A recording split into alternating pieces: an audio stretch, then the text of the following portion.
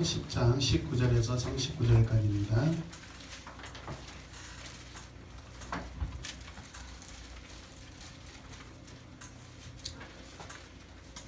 본문이 길어서 제가 쭉 읽을 때 여러분들 같이 읽읍시다.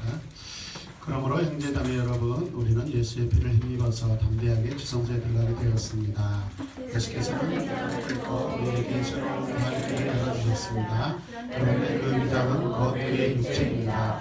그리고 우리에게는 하나님의 집을 다스리는 위대한 제사장이 계십니다. 그러니 우리는 확고한 믿음을 가지고 참된 마음으로 하나님께 나아갑시다. 우리는 마음에다 예수의 피를 뿌려서 죄책감에서 벗어나고 맑은 물로 몸을 깨끗하게 씻었습니다. 또 우리에게 약속하신 분은 신실하시니 우리는 흔들리지 말고 우리가 고백하는 그 소망을 굳게 지킵시다. 그리고 서로 마음을 써서 사람과 사람 일을 하도록 격려합시다는 어떤 사람들의 습관처럼 우리는 모이기를 그만하지 말고 서로 격려하여 그날이 가까워오는 것을 볼수록 더욱 힘써 보입시다. 우리가 진리에 대한 지식을 얻기에도 짐짓 죄를 짓고 있으면 속죄의 제사가 더 이상 남아있지 않습니다. 남아있다고 예상할 수 있는 것은 무서운 심판과 반역자들을 섬길 맹렬한 불뿐입니다. 모세의 율법을 어긴 사람도 두세 증인의 증인이 없으면 가차없이 사형을 받는데 하나님의 아들을 짓밟고 자기를 거룩하게 해준 언약의 피를 대수롭지 않게 여기고 은혜의 성령을 모욕하는 사람은 얼마나 더 무서운 처벌을 받아야 하겠는가를 생각해 보십시오. 원수를 갚는 것은 내가 할 일이니 내가 갚아주겠다 하고 말씀하시고 또 주님께서 그의 백성을 심판하실 것이다 하신 분을 우리는 알고 있습니다. 살아계신 하나님의 징벌을 하시는 손에 떨어지는 것은 무서운 일입니다. 여러분은 빚을 받은 뒤에 미안해 그 처음 시절을 되시십시오. 여러분은 때로는 고역과 환난을 당하여 공격거리가 되기도 하고 그런 전의에 놓인 사람들의 친구가 되기도 하였습니다. 여러분 감옥에 갇힌 사람들과 고통을 함께 나누었고 또한 자기 소유를 빼앗는 일이 돼 있어도 그보다 더 좋고 더 영구한 재산이 있다는 것을 알고서 그런 일을 기쁘게 당하였습니다. 그러므로 여러분의 확신을 버리지 마십시오. 그 확신에는 큰 상이 붙어 있다면 여러분이 하나님의 뜻을 행하고서 그 약속해 주신 것을 받으려면 인내가 필요합니다. 이제 아주 조금 일만 있으면 오실 분이 오실 것이요 지체하지 않으실 것이다. 나의 의인은 믿음으로 살 것이다. 그가 뒤로 물러서면 내 마음이 그를 기뻐하지 않을 것이다. 우리는 뒤로 물러나서 멸망한 사람들이 아니라 믿음을 가져 생명을 얻을 사람들입니다. 아멘. 오늘은 우리서 강의 19번째 시간으로 소망을 굳게 잡으라. 같이 고백합시다. 소망을 굳게 잡으라. 소망을 굳게 잡아라. 아멘. 오늘 본문 첫 번째 말씀 19절 말씀을 보시면 그러므로 형제자매 여러분 우리는 예수의 피를 힘입어서 담대하게 어디에? 지성소에 들어가게 되었습니다. 예수의 피를 힘입어 지성소에 들어갑니다. 그러면 성소라는 것이 어디일까요?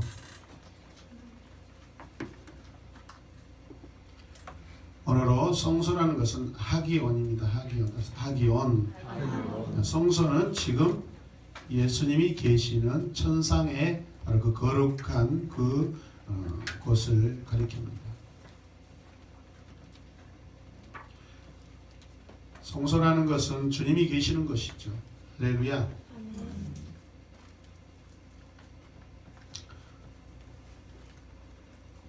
지난 9장 1절에서 12절에 나오는 보다 더 나은 좋은 성소를 가리키고 있습니다. 이 길은 예수님이 우리를 위하여 그의 피로 열어놓으신 새로운 길입니다. 그래서 성경은 살길 산길이라고 이야기하고 있습니다. 10장 20절 말씀을 보시면 그 길은 예수께서 우리를 위해 휘장을 통해 열어놓으신 새롭고 산 길입니다. 그런데 이 휘장은 바로 그분의 육체입니다. 그분이 누구시죠? 예수님이시죠. 새롭고 살아있는 길, 산길, 살길. 새롭다는 말은 방금 잡아서 고기가 신선하다라는 그런 의미를 가지고 있습니다.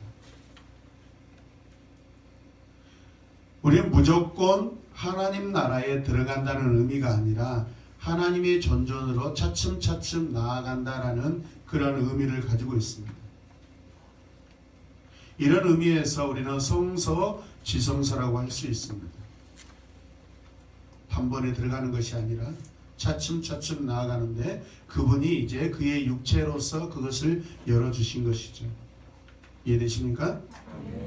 그래서 21장 말씀을 보면 또한 우리에게는 하나님의 집을 다스리는 누가 있어요? 위대한 제사장이 계세요. 위대한 제사장이 누구죠? 예수 그리스도. 지금 하나님의 성소를 지키시는 분이 그러면 누구예요? 예수님이시죠.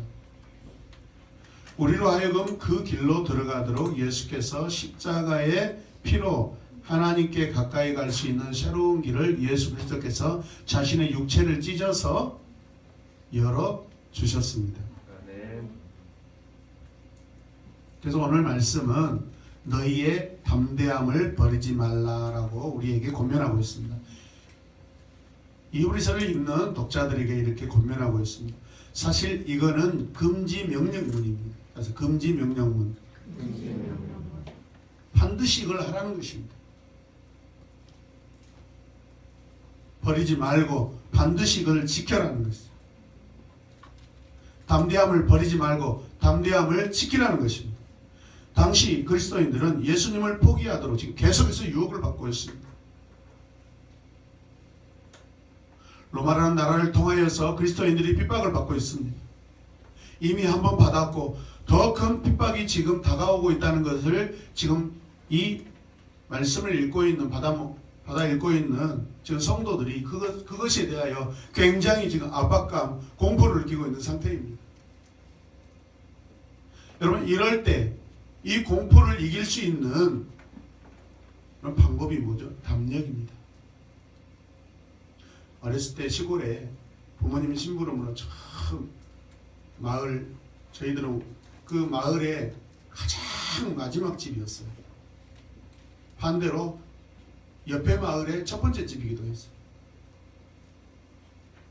근데 저희 본 마을에 가게가 있어서 부모님 심부름을 갔다 오면 그냥 얼마나 무서운지 몰라요. 갔다 오는 길에 무덤도 있어요. 귀신이야! 그런 생각이 들 때가 있어요. 여름철에는 제가 70년대 68년생이니까 70년대 막 그 정도 살았잖아요. 밤길이 막 캄캄해. 그때는 뭐 호롱불로 살았을 때니까 굉장히 오래된 이야기를 하고 있습니다. 왜 이렇게 흐뭇하지? 가로등이 어디 있어요? 지나오면 미끈해요.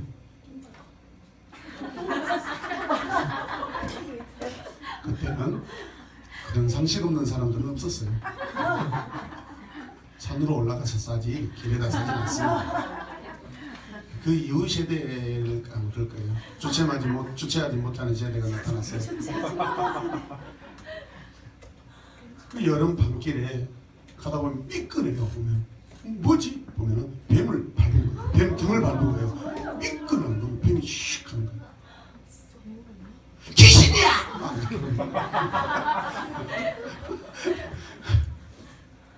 그러면 내가 심부름 갔다 오면 우리 형들은 또 집 가까이서 또 이렇게 산에 숨어 있다가 그렇게 나와요.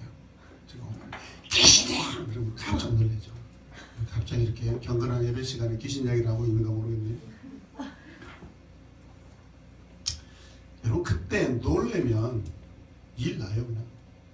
그 머리가 쭈피쭈피 쓰죠. 그때 우리는 뭐가 필요해? 담력이 필요해. 담력. 할렐루야. 네. 담대한 마음이 필요하다는 거예요. 우리 신앙생활 하는 것도 마찬가지예요. 담력이 필요합니다. 할렐루야. 네. 22절에서 25절 말씀 보면 4개의 권면이 들어있습니다. 4개의 권면. 22절 말씀 보세요. 우리가 죄악된 양심으로부터 마음을 깨끗이 하고 맑은 물로 몸을 씻었으므로 확신의 참 믿음과 참된 마음으로 하나님께 뭐하라고 그래요? 나아갑시다. 첫 번째 권면이 나아가자고 권면하고 있어요. 두 번째는 23절에 나와있는 말씀인데 우리가 고백하는 소망의 믿음을 단단히 뭐하라? 붙잡으시. 붙잡으라. 붙잡으십시오.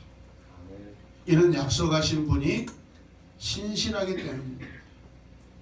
신실하기 때문에 우리가 붙잡을 수 있는 거예요. 할렐루야. 그분은 우리의 믿음직스러우신 분이에요.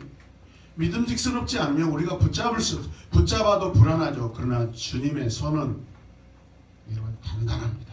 할렐루야. 세상에 그 어떤 힘보다 큰 힘입니다. 믿으시면 아멘. 첫 번째가 뭐였어요? 나아갑시다. 그 다음에 두 번째가 붙잡읍시다. 세 번째는 24절 말씀에 보면 또한 우리는 사랑과 선한 일들을 격려하기 위해 서로 돌아봅시다.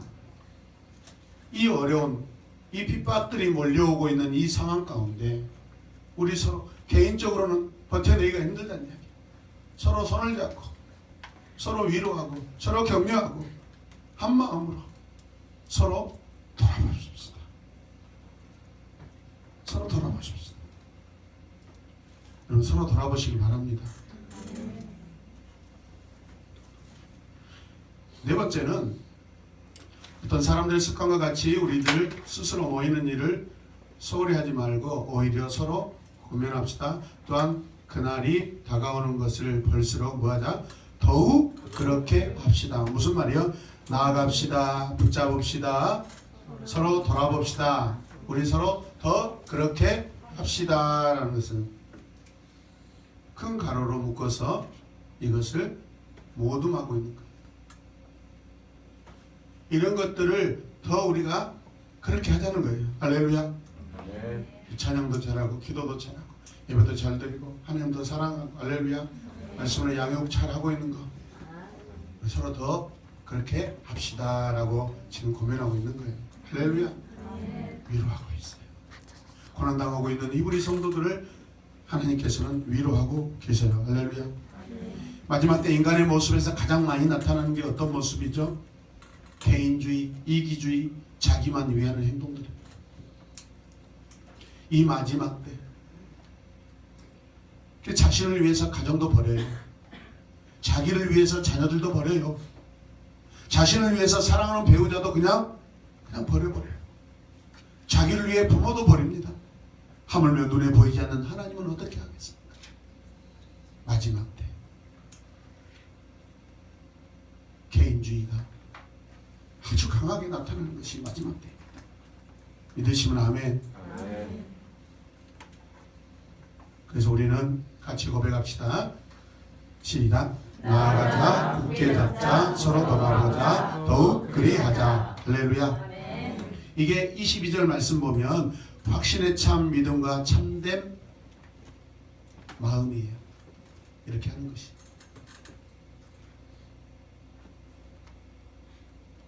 26절 말씀을 보시면 우리가 진리 같이 읽어요. 우리가 진리에 대한 지식을 얻은 뒤에도 짐짓 죄를 짓고 있으면 속죄의 제사가 더 이상 남아있지 않습니다. 지금 히브리 성도들이 지금 어떻게 해요? 배교의 그 순간에 있다는 거예요. 자칫하면 지금 죄를 짓고 있는 지을 그런 상황이라는 거예요. 그렇게 됐을 때 주님이 나를 위해 십자가에서 죽으신 그 속죄의 제사가 더 이상 그 사람 안에 남아있지 않다는 것은 유효하지 않다는 거예요. 구원이 소멸되고 구원이 취소돼 버릴 수 있다 없다? 있다라는 거예요. 우리는 그동안에 한번 구원은 영원한 구원이라고 우리 개혁교리에서는 그걸 지향해 왔습니다. 히브리서에서는 구원은 이루어가는 거라고 말씀하고 있고 굉장히 구원에 대해서 새로운 각도로 우리에게 말씀하고 있습니다. 믿으시면 아멘. 우리 성도들이 지금 불신자들이 아니죠.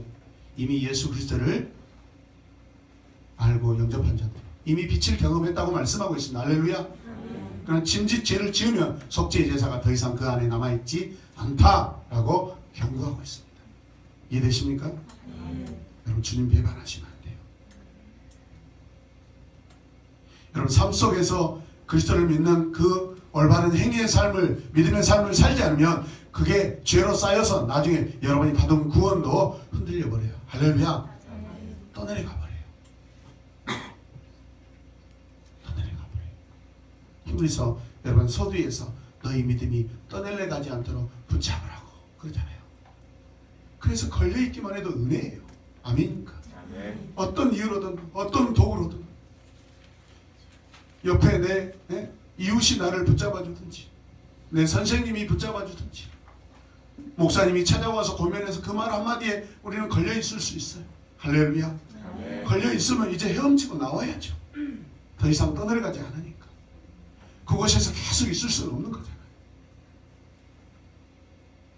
여러분 돌이키시고 담대하게 여러분 일어서시길 바랍니다. 아멘. 아멘이죠. 10장 26절에서는 다시 믿음의 소망을 저버리는 사람의 결과에 대해서 말하고 있는 거예요. 그것은 하나님의 아들을 질투했고요, 자기를 거룩하게 한 언약의 피를 부정한 거예요. 그렇게 여기는 것은 하나님께로부터 당연히 형벌을 받는 것은 당연하다, 당연하지 않다, 당연하다. 징벌하시는 손에 빠져드는 것은 무서운 일이에요. 하나님이 심판 가운데 한번 들어가면 그분은요 우리를 완전히 불로 연단하셔버려요. 남아있지 않아요. 가루가 돼버린다고 말씀하고 계세요. 다 부서진다고 말씀하셔요.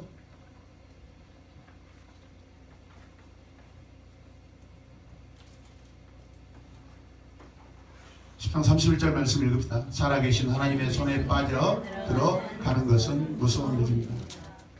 하나님 심판의 손에 빠져 들어가는 것은 무서운 일입니다.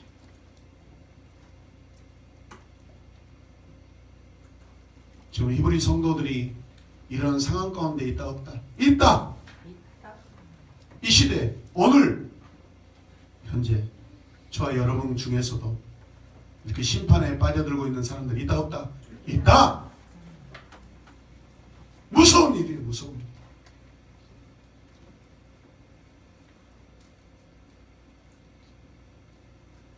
같이 읽읍시다. 시작. 베개는 자신의 생명을 지켜줄 진동치 못할 나라를 떠나는 행위이다. 하나님 나라는요 요동이 없어요. 진동하지 않아요. 견고해요. 할렐루야. 예수님은 베드로가 고백한 그 견고한 반석과 같은 그 믿음 페트라 위에 내 교회를 세우겠다고 말씀하셨어요. 할렐루야. 반석은 진동하지 않아요. 주님이 우리에게 허락하신 믿음은 그런 믿음이에요. 할렐루야. 또 같이 읽어요. 베개는 하늘의 예루살렘 궁전의 자녀였음에도 불구하고 집을 떠나 소돔의 종이 되는 행위이다. 소돔이 어떻게 해요? 소돔은 마지막에 심판당했어요. 불과 유황불로 심판당했어요. 아멘입니까? 아버지 집을 떠나서 밖으로 나간다는 것. 누가복음에 보면은 둘째 아들이 그 모습을 잘 보여주고 있는 것. 완전히 거렁뱅이가 돼버려. 완전히 거지가 돼버리고 거지뿐만 아니라 이제는 남의 종살이를 하고 있어요. 유대인들이 가장 부정하다고 이야기하는 그 돼지 쥐염 열매. 그러니까 완전히 하나님의 자녀가 아닌 모습으로 살아가게 되는 거예요. 그러나 살 길이 있어요. 돌이키고 회개하면 돼요. 아멘. 아버지 집에 돌아오니까 가락지와 새 옷과 살진 송아지를 잡아서 아버지는 준비하고 계세요. 할렐루야. 하늘잔치를 준비하고 계세요. 배교에서 멸망받을 자가 되겠습니까?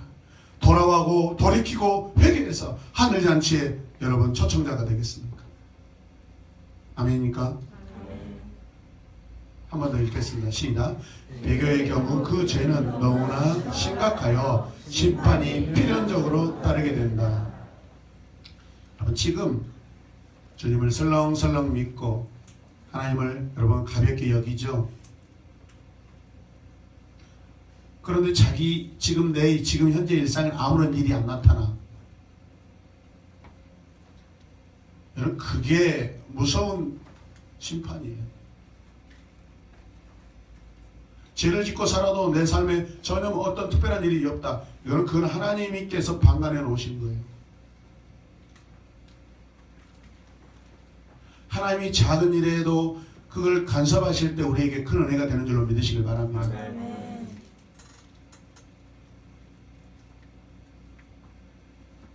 정말 자녀가 말을 안 들었을 때 몇 번을 권면하고 몇 번을 때리고 회초리로 때려도 말을 안 들었을 때는 가만히 내버려 둬요. 그게 더 무서운 심판이에요. 사랑은 관심이에요. 찾으러 가요. 데려와요.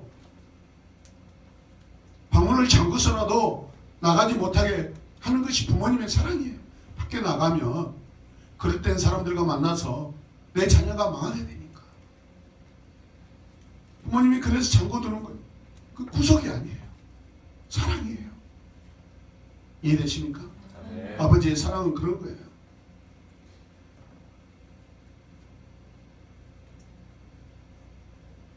위대한 신학자 이레니우스는 이렇게 고백하셨어요. 자, 같이 읽어보죠. 하나님의 영광은 완전한 인간됨의 회복이다. 우리가 하나님의 형상으로 회복될 때 그게 하나님께 영광이고 하나님의 영광이라는 거예요. 믿으시면 아멘. 죄가 없는 상태를 말합니다. 우리 육체의 연약함을 말하는 게 아니에요. 하나님과 관계가 완전히 회복되는 것. 그게 하나님의 영광이에요. 이해되십니까? 주의 영광이 우리 모든 성도들, 가정과 자녀들, 여러분의 삶 속에서 충만하게 나타나시길 주님의 이름으로 축복합니다. 하나님 심판하시는 것은 인간의 삶을 파괴하고 피조세계의 질서를 망가뜨리는 그런 세력이나 개인들에 대해서 하나님이 심판하셔요. 죽음의 세력에 놓이지 않고 살아 역사하시는 하나님의 손에 들어가는 것은 정말로 우리는 큰 은혜인 줄로 믿으시길 바랍니다. 32절 말씀 같이 읽을까요? 시작. 여러분은 빛을 받은 후에 아멘. 우리 성경 가운데 굉장히 난제 구절 중에 한 부분이 바로 이거. 이 빛을 받은 것이 무슨 말일까? 이게 구원을 의미하는 것일까? 아니면 잠시 성령의 어떤 은사를 잠시 경험하는 것일까? 잠깐 방언했어요. 그게 더 옳은 해석이에요. 수련회 가서 교회에서 양육받을 때 회개해가지고 열심히 때로는 입술에서 방언도 나오고 은사도 체험하고 했지만은 그러나 고난이 다가오고 유혹이 다가왔을 때 주님을 배교하고 그렇게 살아가는 것, 그 말씀이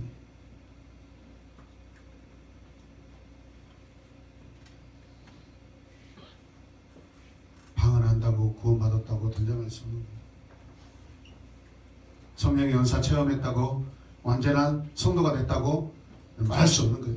왜? 우리 구원은 이루어가는 것이기 때문에. 주님이 부르시는 그날까지 우리는 내게 허락하신 그 아름다운 구원을 이루어가는 거예요. 할렐루야. 엉망진창으로 살고 주일 성수도 안 하고 말씀도 전혀 읽지 않고 기도 생활도 안 하고 예배 생활도 안 하고 성도들과 교제도 안 하는데 그게 무슨 성도의 모습이냐 이 말이에요. 하나님 자녀의 하나님 사랑하는 사람의 특징이 뭔지 아세요? 예배 드리기를 원해요. 기도하기를 원해요. 말씀을 가까이 하기를 원해요. 믿는 성도들과 자꾸 이야기 나누고 싶어요.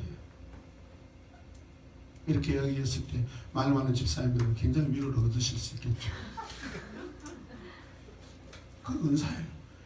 그런 은사를 가지고 연약한 자를 가서 주의 말씀으로 권면하고 할렐루야. 자기 이야기하지 말고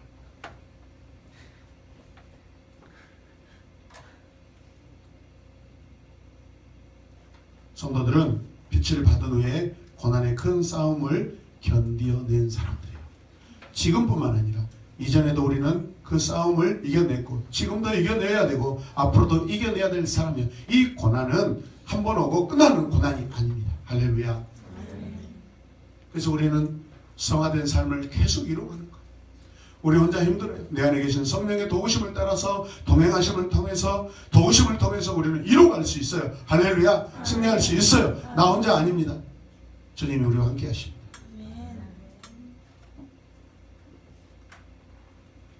빛을 받은 후에라고 했어요. 이런 표현은 그들이 복음을 받아들이고 얼마 되지 않아서 당한 고난인지 우리가 그를 기억해 봐야 돼요. 그런데 그 다음 절에 보면은 너희가 죄와 맞서 싸우지만 아직 피 흘리기까지는 대항한 일이 없고 라고 더 큰 고난이 지금 다가오고 있다. 여러분 우리에게는 더 큰 고난이 지금 다가오고 있습니다. 여러분 고난 끝났다고 생각하면 착각입니다.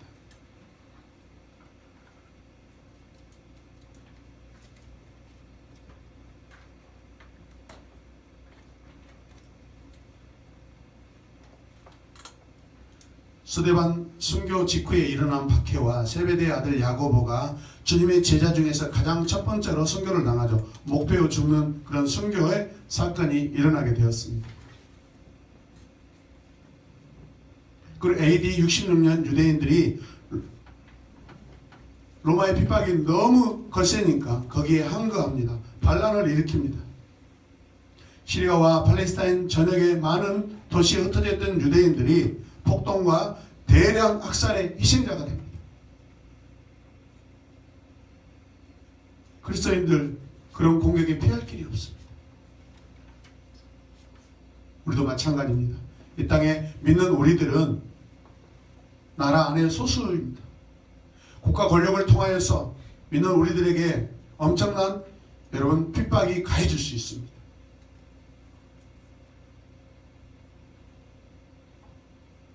그러나 우리가 살고 있는 지금 2018년 이 시대에는 그런 물리적인 그런 핍박은 아직 없습니다.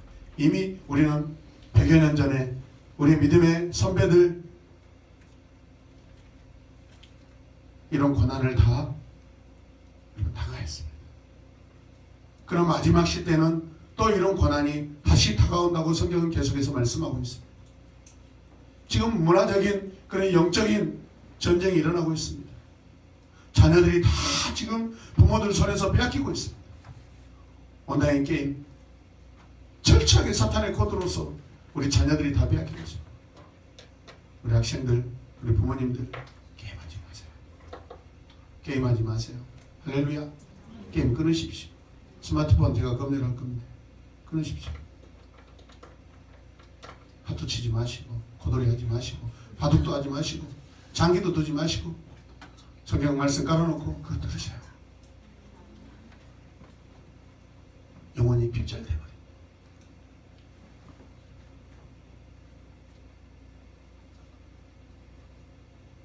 여기서 기자는 그리고 나서 독자들을 운동선수에 비유하는 은유법을 사용합니다. 큰 싸움을 견디낸 것을 생각하라. 큰 싸움. 큰 싸움은 경기 중이나 훈련 중에 겪게 되는 고통을 의미합니다.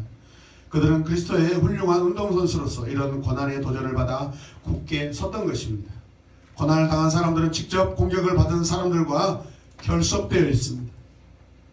사람들의 멸시당하게 받았습니다. 어떤 사람이 감옥에 갇히게 되면 믿음의 사람, 믿음의 형제가 저 다른 지역에서 우리 성도들이 고난을 받는다는 소식이 들리면요, 여러분 어떻게 하세요? 그 지역을 찾아가세요. 그 간수장에게 감옥 안에 갇혀있는 내 사랑하는 형제를 빼내주시고 내가 대신 들어가겠습니다. 그렇게 이 초대교회 때 그렇게 고백했대요. 당신 누구야? 저 사람은 무슨 관계야? 진짜 아니요. 누군데? 예수 그리스도 안에 한 형제, 한 자매이기 때문에 나를 대신 집어넣고 저 형제를 풀어주십시오. 그래서 들어갑니다. 내 생명을 주는 것입니다. 그렇게 나온 이 형제는요, 다른 지역에 가서 또 그렇게 자기가 대신 갇혀서 자기 목숨을 버려줍니다. 할렐루야. 주님의 사랑. 내 목숨 버려서 다른 생명 살리고 살아난 그 생명이 또 다른 지에 가서 다른 형제를 위해서 자기 목숨을 줘서 또 살려내고. 여러분 그것을 목격한 간수장이 어떻게 되겠어요? 그래서 바울이 빌립보 감옥에서 여러분 옥토가 흔들릴 때 바로 그런 것들이에요. 고난 중에 찬미하고 찬양했을 때 내가 어찌하여 구원을 얻겠습니까? 주 예수를 믿으라. 그냥 동안 내 집이 구원을 얻으리라. 그렇게 두들겨 펴고 피가 흘리고 살점이 뜯어졌는데 자기 집에 데려가서 성체를 씻어주고 온 가족이 주 예수 그리스도의 이름으로 세례를 받고 바울을 영접하고 다시 선교길을 떠날 수 있도록 부비를 챙겨주고. 할렐루야. 이게 역전의 하나님 기적하거든요. 그리스도의 사랑이 아니면 일어날 수 없는 불가능한 일이다. 이해되십니까?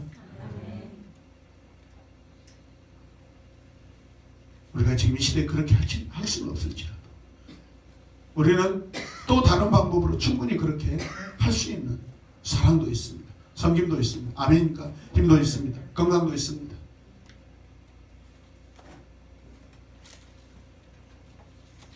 마태복음 25장 36절에 주님이 이렇게 말씀하셔요. 같이요. 헐벗을 때 입을 것을 주었고 병들어 있을 때 돌아와 주고 감옥에 갇혀 있을 때 찾아주었다 할 것이다. 아멘. 주의 말씀이 그대로 이루어지고 있는 이 시대예요.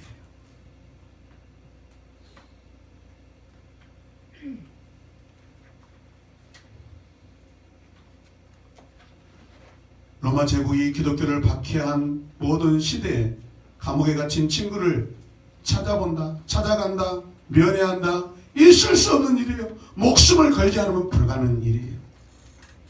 찾아왔다가 오히려 갇힐 수가 있어. 그러니까 찾아간다는 것은 이미 내 목숨을 주겠다 포기하는 마음을 이미 간 거예요. 이해되십니까?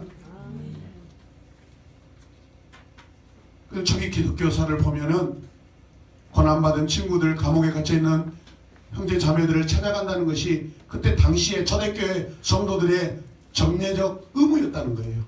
이야,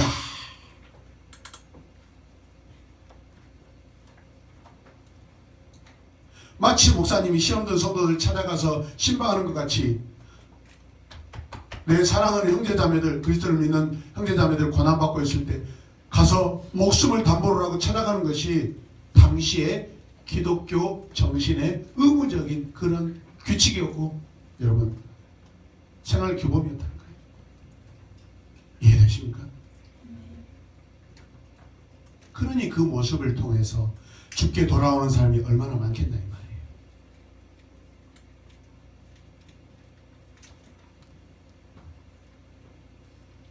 (34절) 말씀 같이 읽겠습니다.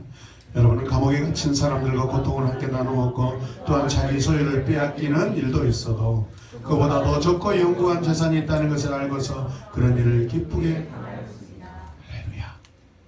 이런 일을 했다 안 했다? 그런데 이런 놀라운 일을 했던 여러분들이 배교의 길을 가면 되겠냐 이 말이에요.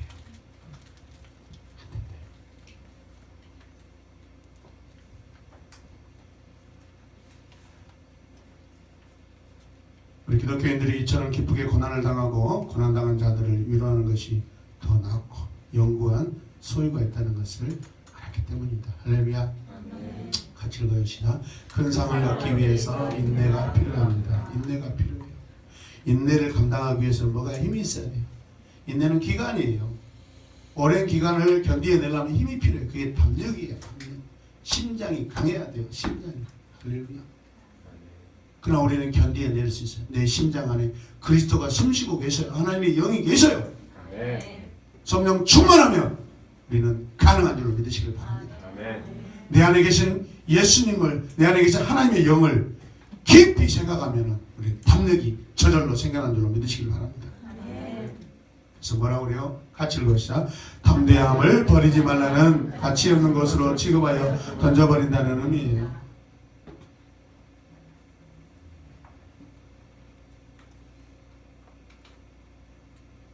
마가복음 10장 49절에서 50절 말씀 보면 예수께서 걸음을 멈추시고 말씀하셨습니다. 저 사람을 불러오라. 예수께서 너를 부르신다.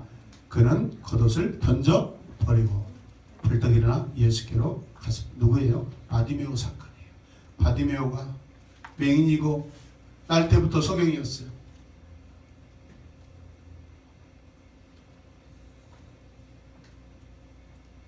그에게는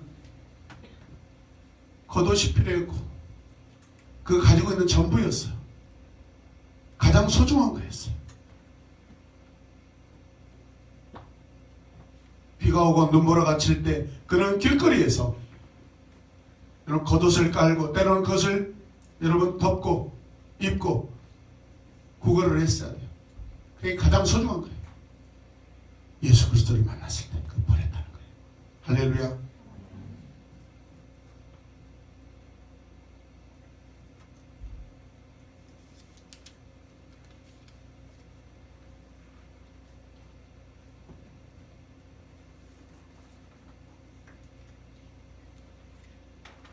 가치 없는 것으로 취급하여 던져버리는 저와 여러분들이 되시길 바랍니다. 그게 바디메오가 자기 겉옷을 던져버리고 주님께 나오는 그 결단의 그 말씀이에요. 우리 성도들이 위험에 처해 있습니다. 그리고 배교를 강요당하고 있습니다. 내부 고발자들이 무수하게 지금 생겨나고 있습니다. 23절 말씀 읽겠습니다. 또 우리에게 약속하신 분은 신실하시니 우리는 흔들리지 말고 우리가 고백하는 그 소망을 굳게 지키십시오. 소망을 굳게 지키십시오. 소망이 뭐예요? 소망이 뭐예요? 그냥 꿈이에요. 꿈이에요. 기대감이에요. 우리 부모들 중에 내 자녀가 망할 자라고 쓰레기 같은 인생을 살 거라고 그런 소망 가지고 있는 사람 한 명도 없을 겁니다. 내 자녀는 다 하나님 안에서 잘 될 것이다. 다 그렇게 기대하고 있을 것입니다. 할렐루야. 그 기대 때문에 속을 썩여도 참아내는 거예요. 그게 바로 오늘 말씀의 이 소망이라는 단어예요. 근데 그 소망을 버리지 말고 굳게 지키라는 거예요. 꿈이 없는 인생은 죽은 인생인 것 같이. 여러분, 왜 자살이 일어나요? 왜 우울증이 일어나요? 그 안에 꿈과 기대와 비전과 소망이 없기 때문에 자살이 일어나고 우울증이 일어나는 거예요. 우울증은 여러분 21세기에 여러분 고급스러운 병이에요. 우리 어렸을 때 우울증 아는 사람 한 명도 없었어요. 귀신 들리면 있어도. 지금 요즘에 집에 남편 회사 보내놓고 자식들 학교 보내놓고 할 일이 없어. 우울에 빠져. 아침 드라마 보다가 막 괜히 내가 그냥 실현당한 것 같고 내가 나 남편을 빼앗기는 것 같고 그거 보면서 울고 있고 그거 보면서 우울증이 찾아옵니다. 끊어버려요. 아침 드라마 끊어버려요. 불륜과 온갖 타락의 그 진짜 그 시간이에요. 저도 과거에 조금 맞들인 적이 있었는데 회개합니다.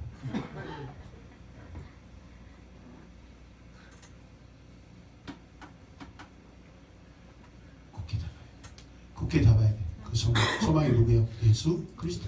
그걸 붙잡아야 또 내려가지 않는 거예요.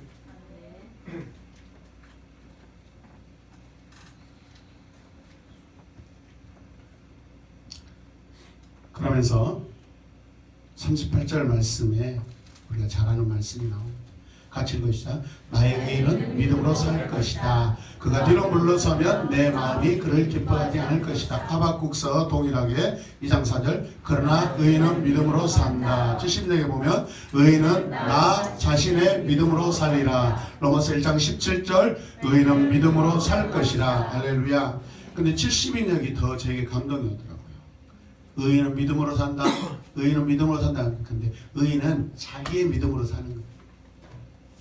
받은 하나님께로부터 받은 자기의 믿음으로 산다는 거예요. 할렐루야. 네. 그것을 붙잡으라는 거예요. 이해되시면 아멘. 네. 신학대학은 단골 시험 문제예요. 이거.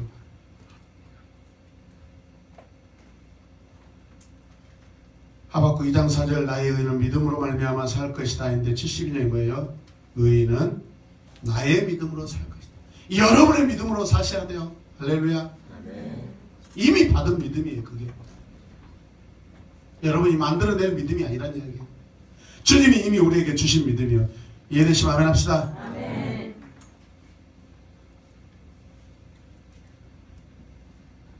바울은 그의 서신서에 보면 행위와 대립되는 믿음의 중요성을 항상 강조했어요.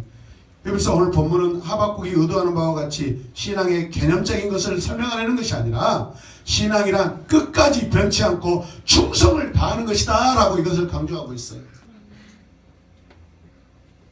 그래서 참된 마음과 신실한 믿음을 강조하고 있는 거예요. 어떻게 얻었어요? 맑은물로 씻어서 얻었어요.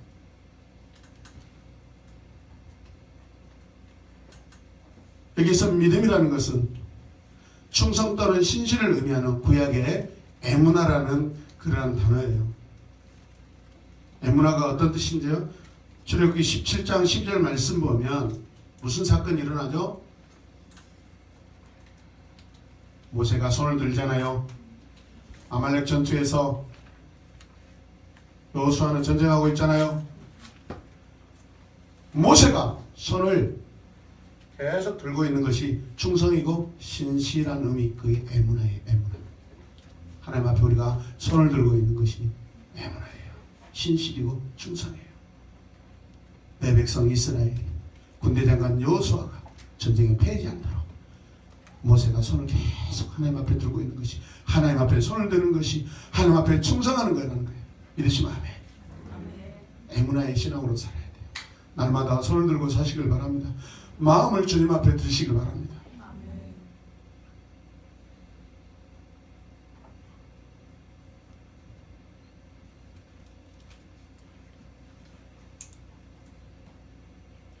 해가 지도록 내려오지 않는 것, 그게 에무나예요. 에무나는 여호와가 모든 것의 이유가 되신다는 깊은 확신 가운데 있는 거예요. 에무나는 정지된 개념이 아니라 역동적인 개념이에요. 살아 움직이고 있는 그런 말이에요. 아멘입니까? 이론이 아니에요. 실제예요. 이해되시면 아멘 합시다. 자, 그래서 23절 말씀 같이 읽으시죠. 또 우리에게 약속하신 분은 신실하시니 우리는 흔들리지 말고 우리가 고백하는 그 소망을 굳게 지키십시다. 할렐루야. 10장 23절에 말하면 10장 23절을 보면은 소망을 향한 히브리서의 행진을 이야기하고 있어요. 히브리서에는 예수 그리스도를 따라가는 그 소망을 가지고 행진하라는 그런 묵시적인 간접적인 그런 내용들이 나오는데 바로 이런 것들이 있어요. 2장 1절에 자, 출발을 합니다. 어떻게? 흘러 떠내갈까 염려하노라 하면서 출발을 해요. 그 다음에 3장 1절에 보면 대제사장인 예수를 깊이 생각하라. 행진하고 있는 거예요. 4장 11절 안식에 들어가도록 힘쓰라. 4장 14절 신앙 고백을 굳게 지키라. 16절 은혜의 보좌 앞에 담대히 나가. 지금 계속해서 소망을 가지고 지금 행진하고 있는 거예요. 6장 2절 같이 읽으시다. 온전한데 나아가자. 12절 약속을 상속받는 자가 되자. 아멘. 20절 앞서 달려가신 분을 기억하라. 아멘. 25절 7장 25절 그분은 우리의 중재의 기도자시다. 할렐루야. 10장 19절에서는 새롭고 산 길로 나아가자. 오늘 말씀이죠. 21절 하나님께 나아가자. 계속 행진하자는 거예요. 23절 고백하는 신앙을 굳게 지키면서 나아가자. 지키는 것이 나아가는 것인 줄로 믿으시길 바랍니다. 아멘. 35절 그러므로 너희 담대함을 버리지 말라. 버리지 않는 것이 나아가는 거예요. 아멘. 39절 마지막 절 우리는 뒤로 물러서서 멸망할 사람들이 아니라 믿음을 가져 생명을 얻을 사람들입니다. 아멘. 뒤로 물러나지 않으면 계속 나아가는 거예요.